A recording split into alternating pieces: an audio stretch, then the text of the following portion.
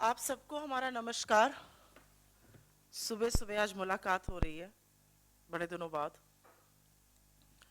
लेकिन एक बहुत अहम मुद्दे पर आपके पास आए हैं। और जहां से मैं आती हूं, दो बड़े मुहावरे बोले जाते हैं। एक बोला जाता है, जब सैया भय कोतवाल तो डर काहे का। और एक बार बोला जाता है, मोहरों की लूट कोयले पर छाप।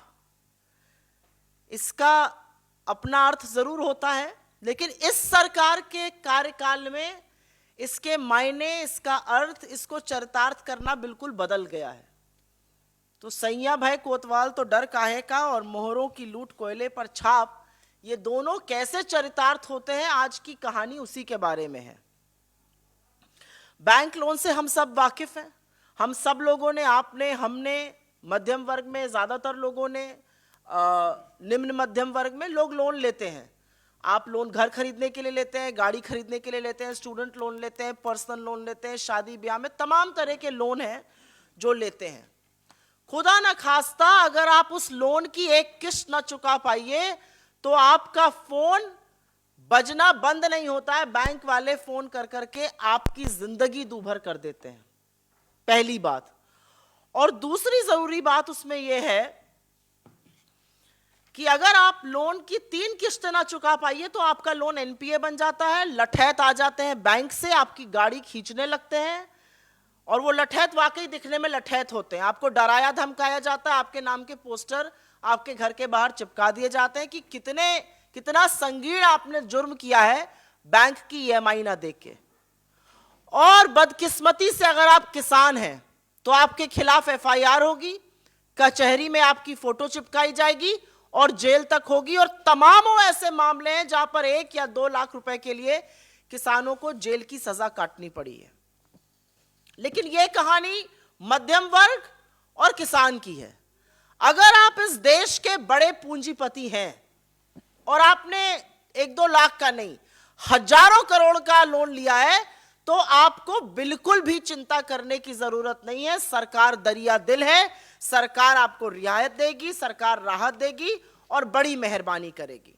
और कैसे कर रही है ये मेहरबानी? पिछले 5 साल में 10,09,510 करोड़, 10 लाख करोड़ से ऊपर का ऋण राइट ऑफ किया गया है।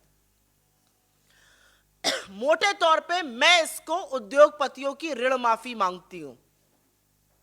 अब कुछ चरण चुंबक है, कुछ चीयर लीडर है सरकार के, जो कूद पड़ेंगे और आपको समझाएंगे कि नहीं ये तो राइट ऑफ है, आप गुमराह कर रही हैं, ये लोन माफी नहीं है।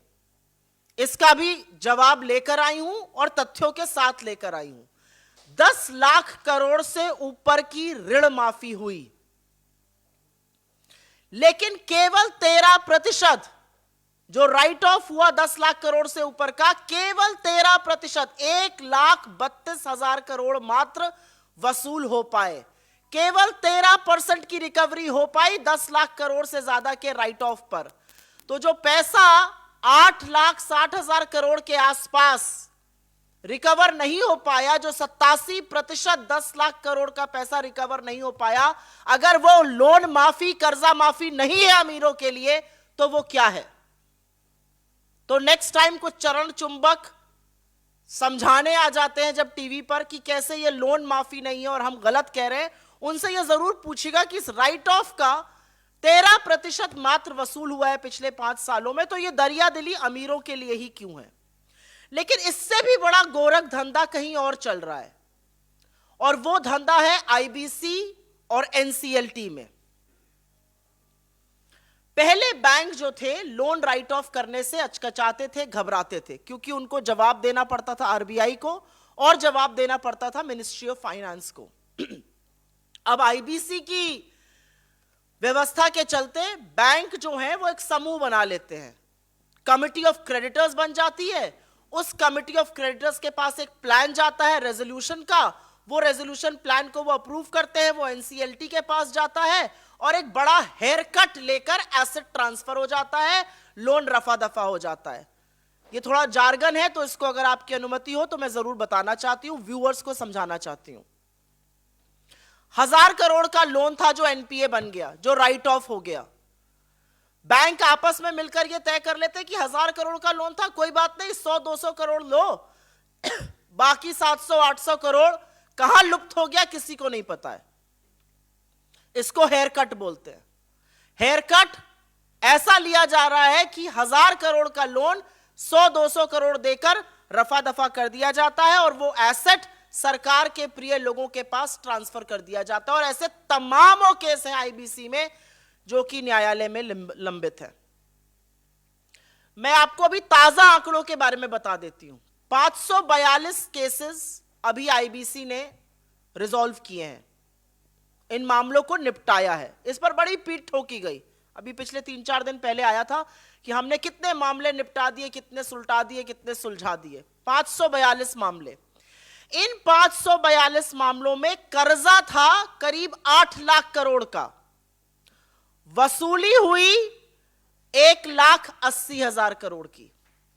8 लाख करोड़ का कर्जा, वसूली 1,80,000 करोड़ की, मतलब करीब करीब 6 लाख करोड़ से ऊपर का कर्जा कहां गया किसी को नहीं पता है। एसेट ट्रांसफर हो गया, बैंकों ने अपनी किताबें बंद कर दी और दुनिया को बता दिया गया कितनी बढ़िया व्यवस्था चल रही है। तो अब यह सवाल क्यों ना बने कि एनपीएस का क्या हो रहा है। बड़ी बातें करते थे सरकार के लोग, ये सरकार वाले लोग कहते थे कि कैसे एनपीए बन रहा है और किस तरह से दिक्कतें पेश आ रही हैं यूपीए के कार्यकाल के दौरान। थोड़ी असलियत इनके बारे में भी बयां कर देना जरूरी है। मोदी सरकार के कार्यकाल में एनपीए का क्या हो रहा है। लेकिन उससे पहले एक जरूरी बात, जब आरबीआई से यह पूछा गया कि ये महानुभाव कौन हैं जिनके 10 लाख करोड़ राइट ऑफ हुए, जिनसे सिर्फ 13% वसूली करी गई, तो बोला गया कि नहीं, हम इनके नाम नहीं बता सकते हैं, वो गुप्त और गोपनीय हैं। ये गुप्त और गोपनीय क्यों है? ये जो पैसा था ये हमारा और आपका पैसा था, क्योंकि बैंक को कैपिटलाइज गवर्नमेंट ऑफ इंडिया करती है। गवर्नमेंट ऑफ इंडिया के पास पैसा आता है टैक्स से, और सिर्फ इनकम टैक्स से नहीं, जीएसटी से, जो आटे पर भी आप दे रहे हैं, आता है जो एक्साइज ऑफ पेट्रोल पर दे रहे हैं, जो जबरदस्त टैक्स वसूली पेट्रोल डीजल पर हो रही है, जो हम और आप, इस देश का सबसे गरीब आदमी, एक रिक्शा चलाने वाला, वो भी देता है। तो हर व्यक्ति का पैसा लग के बैंक रिकैपिटलाइज होता है। जब वो लोन माफी हो जाती है तो ये बोला जाता है आपको हम नाम नहीं बता सकते, ये गुप्त और गोपनीय है। लेकिन अगर आप एक भी ईएमआई पर डिफॉल्ट कर जाइए तो आपका नाम अखबार में छप जाएगा कि फलाने व्यक्ति ने डिफॉल्ट किया, इनको अब कहीं से लोन नहीं मिलना चाहिए। मोदी सरकार के कार्यकाल का कच्चा चिट्ठा थोड़ा खुलना जरूरी है। मोदी सरकार के कार्यकाल में एनपीए जो है वो 365% बढ़ा है। 365% एनपीए की उछाल हुई है। बड़ी फोन बैंकिंग की बात करते थे। जो एनपीए वित्तीय वर्ष 15 में 5 लाख करोड़ का था, वो इनके 6 साल के कार्यकाल में शुरू में 19 लाख करोड़ के आसपास पहुंच गया। 365% की वृद्धि। तो अब क्या सवाल नहीं बनता कि किसके फोन पर ये लोन दिए जा रहे हैं, क्या क्विड प्रो है, कौन पैसा लेके ये लोन दे रहा है और ये लोन एनपीए क्यों बन रहे हैं। ये सवाल पूछना लाजमी है और ये सवाल जरूर पूछा जाना चाहिए। विलफुल डिफॉल्टर्स जो पैसा दे सकते हैं लेकिन स्वेच्छा से कहते हैं भाई हम पैसा नहीं देंगे। आपको और हमें ये रियायत नहीं है, किसान को ये राहत नहीं है कि वो कह दे मेरी फसल फेल हो गई भाई मैं पैसा नहीं दे पाऊंगा। लेकिन अगर आपने हजारों लाखों करोड़ों का लोन लिया है तो आप ये कह सकते हैं कि मैं कर्जा देने में असमर्थ हूं, जबकि आपके पास पैसा हो सकता है। विलफुल डिफॉल्ट 23,000 करोड़ का होता था 2012 में, 23,000 करोड़ का। आज वो करीब करीब 2.5 लाख करोड़ का है। 10 गुना इजाफा विलफुल डिफॉल्ट में। ये क्यों हो रहा है, यू क्यों होने दिया जा रहा है, ये कौन लोग हैं जो विलफुल डिफॉल्ट कर रहे हैं और क्यों करना दिया जा रहा है। ये सवाल अपने आप में बहुत गंभीर सवाल है। लेकिन उससे ज्यादा गंभीर बात यह है कि सरकार की नाक के नीचे, और मेरा मानना है सरकार के संरक्षण के चलते, 1 नहीं 2 नहीं 3 नहीं 38 ऐसे लोग जिन्होंने बड़े बड़े बैंक के फ्रॉड और घोटाले किए, हमारे आपके पैसे को डुबोया, बैंकों को चपत लगाई, वो आज देश छोड़कर भाग चुके हैं। और मोदी जी और उनकी तमामों एजेंसी जो फ्रंटल बन चुकी हैं, वो हाथ मलती रह गई चश्मा पहनकर। 38 ऐसे लोग हैं, एक दो या तीन नहीं। मैं मेहुल चोकसी, मेहुल भाई, मोदी जी के मेहुल भाई और वो गलबैया करते थे उनके साथ नीरव मोदी और विजय माल्या की बात नहीं कर रही हूं। इनके जैसे 38 लोग ये देश छोड़कर भाग गए इनके शासनकाल में और ये हाथ मलते रह गए। और सुर्खियां चलती है फलाना वापस आने वाला है, ढिमकाना वापस आने वाला है। 44 करोड़ रुपया खर्चा किया, एक प्लेन भेजा एंटीगुआ मेहुल भाई को वापस लाने के लिए। लेकिन मेहुल भाई ने ऐसा इतना चमकाया इस सरकार को कि वो चंपत हो गए और उनको पता ही नहीं चला वो चले कहां गए। 44 करोड़ का प्लेन वहां खड़ा रहा 3 दिन एंटीगुआ में, बिलिंग हो गई, वापस ढाक के 3 पात बन के हम घर आ गए। ये इस सरकार की असलियत है। पहले भाग जाने देते हैं, फिर किसी को लेकर नहीं आने पाते। जिस दिन कोई नेगेटिव खबर आने वाली होती है सुर्खियां चलने लगती है, ब्रेकिंग न्यूज, फलाना वापस आने वाला है। तो ये हम 8.5 साल से सुन रहे हैं कौन कौन वापस आने वाला है, वो सब लोग जिनको इन्होंने भगाया। हमारे सरकार से कुछ सीधे सवाल है इस मामले में। पहला सवाल हमारा है कि आखिर कैसे और किस तरह 10,09,510 करोड़, 10 लाख करोड़ से ऊपर पैसा बैंकों का कर्जा राइट ऑफ किया गया। आखिर क्यों सिर्फ 13% उस राइट ऑफ की वसूली हो पाई, आगे क्या वसूली संभव है? जिन उद्योगपतियों को यह फायदा पहुंचाया गया उनका नाम सार्वजनिक क्यों नहीं किया जा रहा है?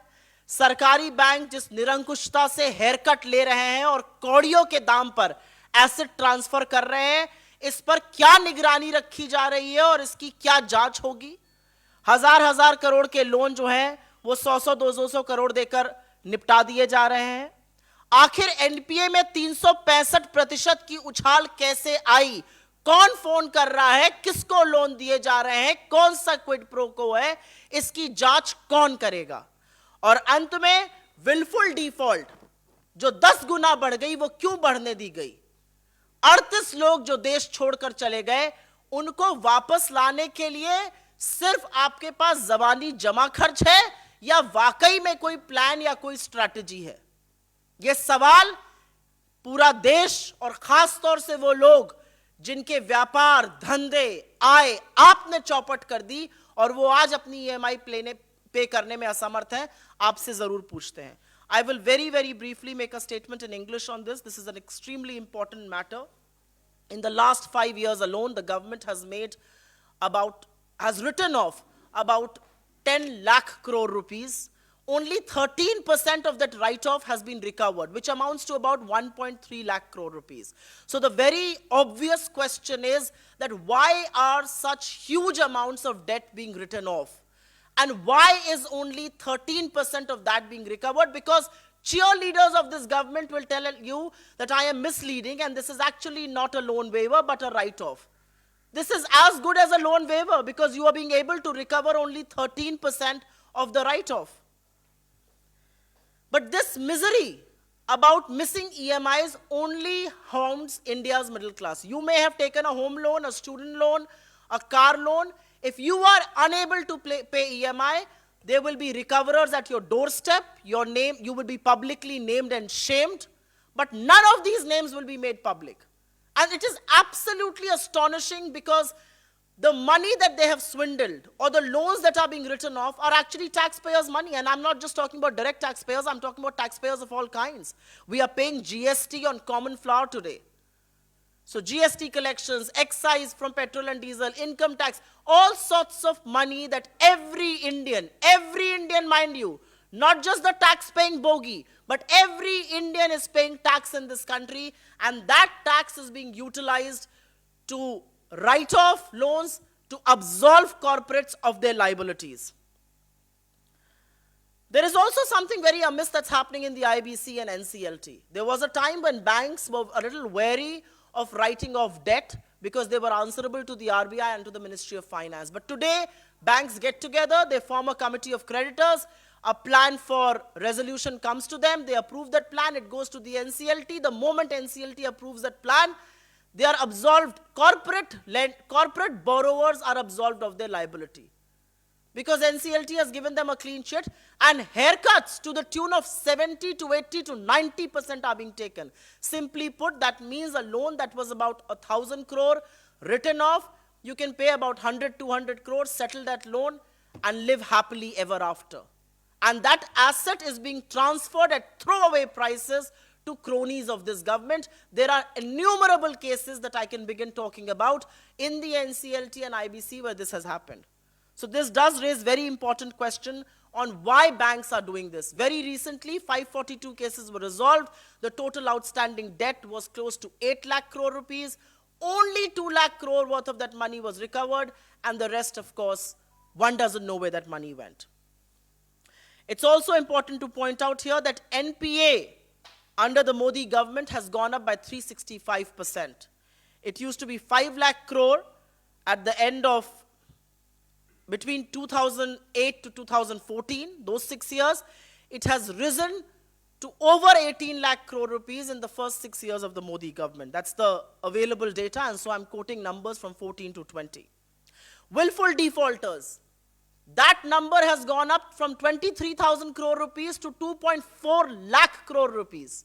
And one will raise questions that who are these people who are defaulting willfully and not being brought to book? And the guilty just runs away.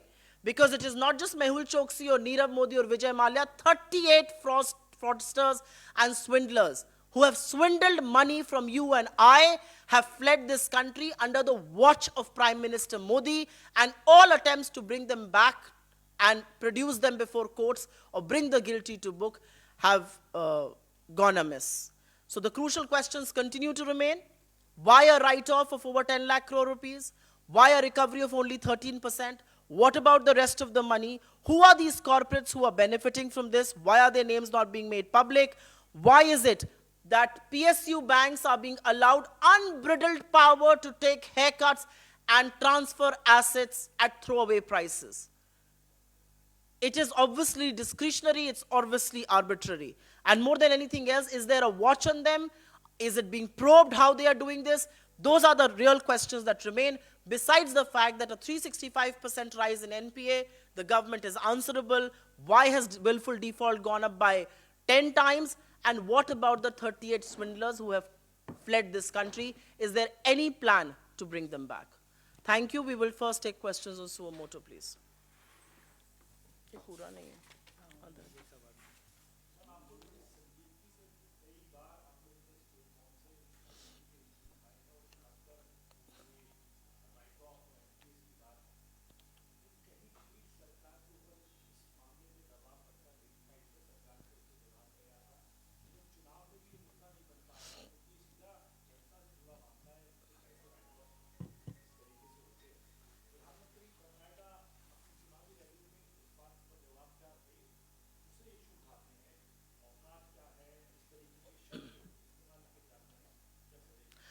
प्रधानमंत्री मोदी या भारतीय जनता पार्टी कभी भी मुद्दों पर चुनाव नहीं लड़ती है, कभी भी अपने 5 साल के रिपोर्ट कार्ड पर वोट नहीं मांगती, क्योंकि काम नहीं करती है।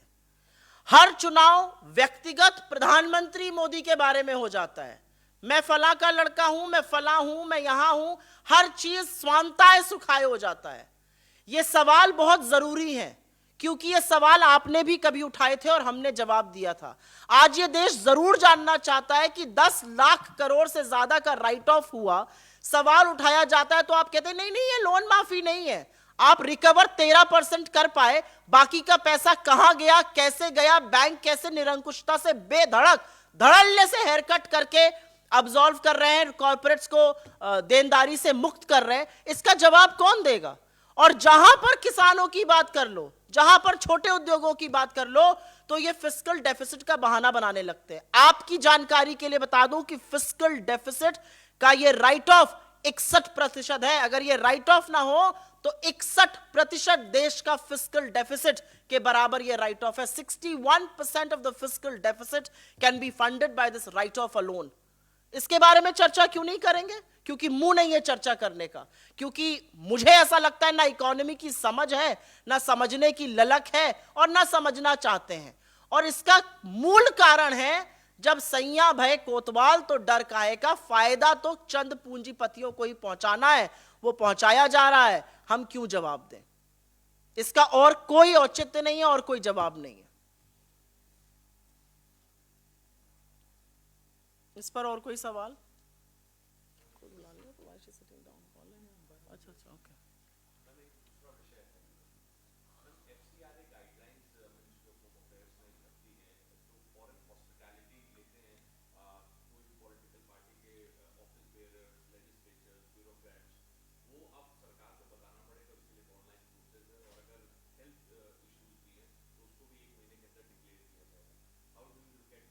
Can you repeat who all have to declare it?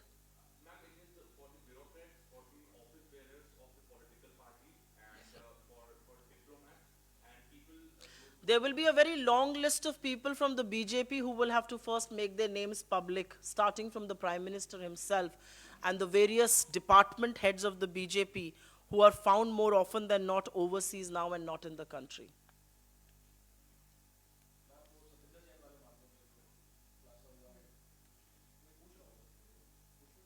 इसका हम एक अलग से पीसी कर रहे हैं, लेकिन मैं संक्षिप्त में बस ये बता देती हूं कि ये, इस पर अलका जी अभी आप लोगों से विस्तृत बात करेंगी।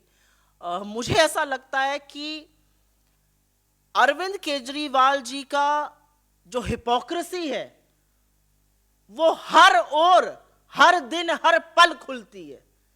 जैसे ही फोटो आई बता दिया गया फिजियोथेरेपिस्ट थे।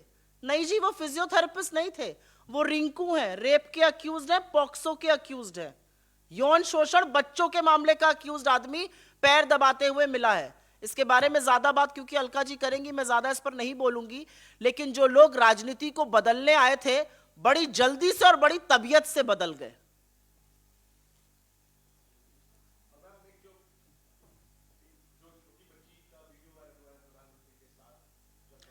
मेरा अपना मानना है कि प्रियांक कानूनगो नाम के एक व्यक्ति हैं जो NCPCR, the national commission for protection of child rights के हेड है, जो शाखा से ट्रेनिंग लेकर आए हैं, और जब गैर राजनीतिक यात्रा में बच्चे ललक के राहुल जी के साथ आ रहे थे और ना राजनीति की कोई बात हो रही थी ना वोट की कोई बात हो रही थी, तो उन्होंने बड़े तगड़े से इलेक्शन कमीशन को चिट्ठी लिखी थी और इलेक्शन कमीशन ने फिर उसको उनके बोला ये हमारा अधिकार क्षेत्र नहीं, आपको जो करना है इस पे करिए आप। मुंह की खानी पड़ी थी। प्रियांक कानूनगो आज कौन सी कुंभकर्ण की नींद सो रहे हैं ये हम जानना चाहते हैं। एक छोटी सी बच्ची को वोट मांगने के लिए उकसाया जा रहा है और वो वहां पर प्रधानमंत्री के बगल में खड़े होकर विशुद्ध राजनीतिक काम उससे कराया जा रहा है, और प्रियांक कानूनगो कहीं खोते से लग रहे हैं, कहीं सो गए, किस खो में घुस गए? क्या उनके अंदर दम नहीं है? क्या उनको डर लग रहा है या आंखों पे पट्टी बांध लिए? ये अपने आप में एक सवाल है। लेकिन ये होता है अब्यूज ऑफ चिल्ड्रन कि उनको विशुद्ध राजनीतिक कारणों के लिए रैली में वोट मांगने के लिए आप इस्तेमाल कर रहे हैं। ये है अब्यूज ऑफ चाइल्ड राइट्स। इस पर एनसीपीसीआर को जगना चाहिए, लेकिन आंखों पर पट्टी तो ऐसी बंधी है और कुंभकर्ण की नींद ऐसी सोए हैं प्रियांक कानूनगो जी कि अभी ट्विटर पर दिख नहीं रहे हैं। जी हाँ, चुनाव आचार संहिता भी लगी और मुझे ऐसा लगता है एक वीडियो है जिसको बीजेपी का हर व्यक्ति शेयर कर रहा है। हर व्यक्ति बड़ा सीना ठोक के उस वीडियो को शेयर कर रहा है और कह रहा है कि देखिए छोटी बच्ची ऐसा कर रही है।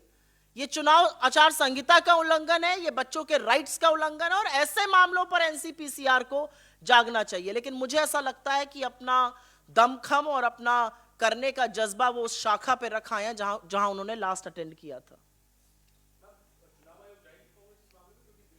हम इस पर जरूर कुछ कार्रवाई करेंगे। ठीक है, धन्यवाद।